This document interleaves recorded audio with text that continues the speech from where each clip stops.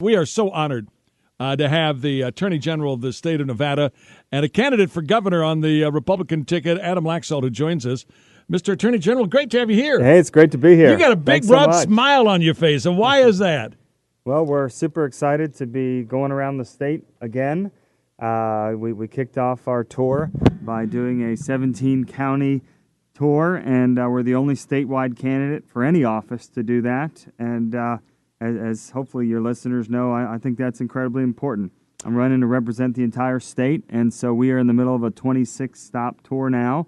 We want to really try to get our folks motivated, make sure people are turning out, and we're also working on trying to make sure that the party's ready to be unified, and we're ready to get going here on June 13th. I'm curious. You give a lot of speeches all across the state, but I also know you do a lot of listening. You talk to you listen to people. What are their concerns about our state? I mean, we're in the midst of a recovery, and that's a good thing. Is it reaching everybody? And are there issues that people bring to you and say, "Hey, we got to fix this"? Yeah, I think it certainly kind of depends on where you are. Education is on top of a lot of people's minds. We need to improve education. I'm committed to improving education in the state when I'm governor of Nevada. That'll be a big priority of mine. But rural Nevada, unfortunately, the last 8 years had a real tough time being able to grow, to be able to do their normal livelihood, agriculture, mining, these things that are sort of a core economic part of our rural state. And last couple of years, things have gotten a little bit better under the new administration. But I think we've got a ways to go there. People are worried about whether or not, now that the economy is booming, I hear consistently that now there aren't people to take all these jobs. And so we need to focus on shifting our educational system to make sure that people are prepared for vocational training, career and technical training, vocational and trade type things, so that people actually are earning a specific skill set. They go out and get good paying jobs the second they graduate from high school, or if they go on to a community college setup. There are a lot of great jobs out there, and I'm committed to making sure that we're working on the jobs for tomorrow. I want to talk a little bit more about education, because one of the things on this show, we talk about it almost every day on this show, education in our state. We know that the education savings accounts in the 78th Nevada legislature were the best thing to come along. Maybe in that session, people around the country were hailing us as visionaries. But then we found out that the state Supreme Court said, well, the ESAs per se are constitutional, but the way you're funding it is unconstitutional. There is a good chance we're going to have a Democrat legislature that you're going to have to be dealing with. Do you have any ideas on how we fund ESAs, or are ESAs for all intents and purposes dead? Well, first, I do want to say, for those that don't know, the Education Savings Account were a very innovative thing that our state came up with.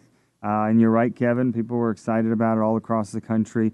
A universal opportunity for parents to be able to have more control over how to help their children get the best education possible. And our office of course, we were sued.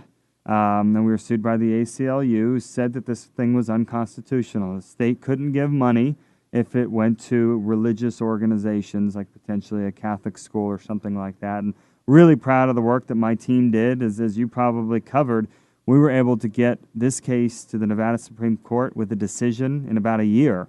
These cases take 3 to 5 years in most states. And so the good news is these are constitutional. And we don't need to debate now whether or not this kind of a program is allowed.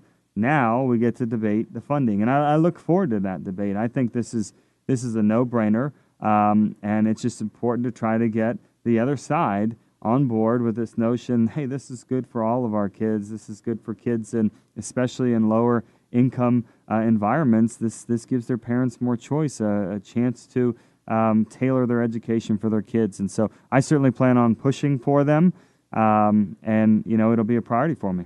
Again, Adam Laxalt joining us. He's the state's attorney general. He wants the job of governor, and he's got a primary going on right now. But on the other side, on the Democrat side, There is a Pier 6 brawl going on to see who's the most liberal candidate, Chris G. or Steve Sisolak. You like being a spectator for something like this? Well, as your listeners probably know, it's the Republican side that typically has these brutal primaries. The Democrats fall in line, they pick their candidate, and everyone moves on. And so for the first time, we were able to unify our party. It was able to get broad support when I launched in November. And we've been able to, as you say, sit back and watch this brutal primary. And you're right.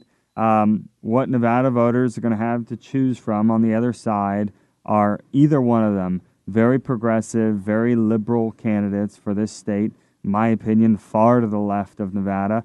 And we look forward to having that debate with either candidate on starting June 13th.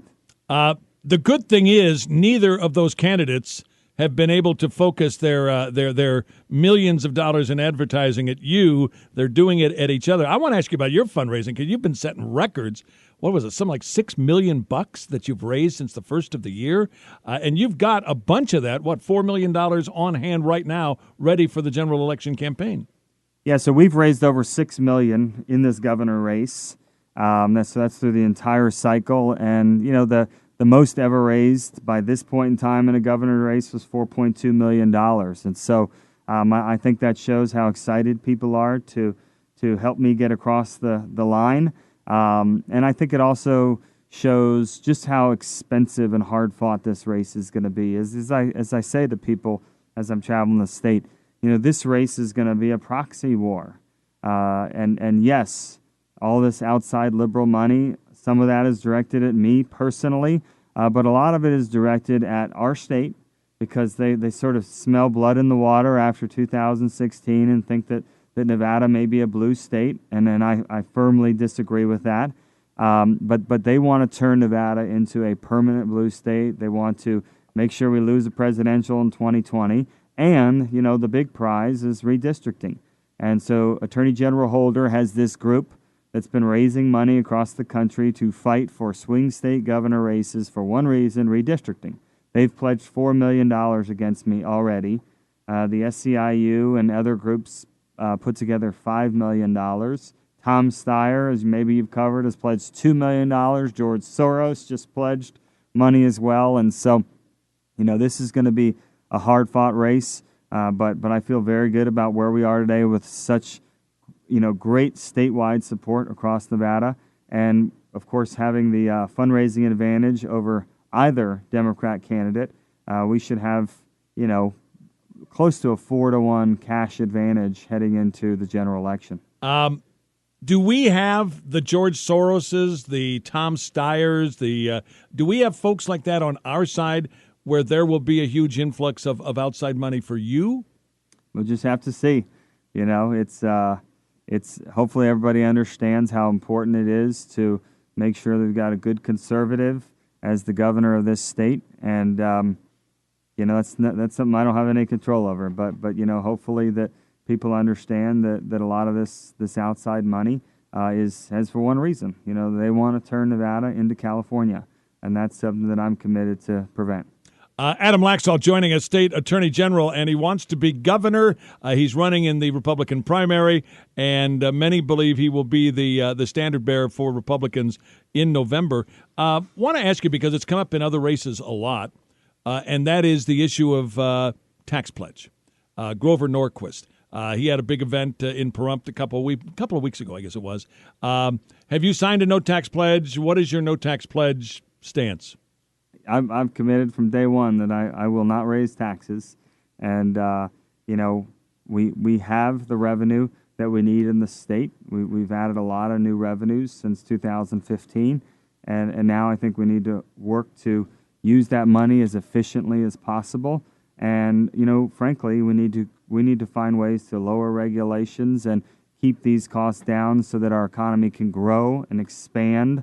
And, you know, we don't need to raise any more taxes. We just need to keep this economy going. And I hope to make Nevada the most competitive state in the American West. We are uniquely situated with everything that's happening in California. There are small business, large businesses, they are just flooding out of that state because they've all given up. They just threw their hands up. And so we need to position ourselves as the most pro-business, low-tax, low-regulatory environment in the West, so that these businesses aren't skipping over Nevada and going to Texas or other places. Know that we're going to be that very hospitable environment right here in Nevada. Will you have business go after? Because I know there are a number of states now that are going into California right now, and saying, "Hey, come to our state." Texas, for instance, is one that openly markets to these places. Are you to the point where you would advocate that we go after and we market for these dollars, for these companies to come to Nevada? I think Nevada is the first place they look right now.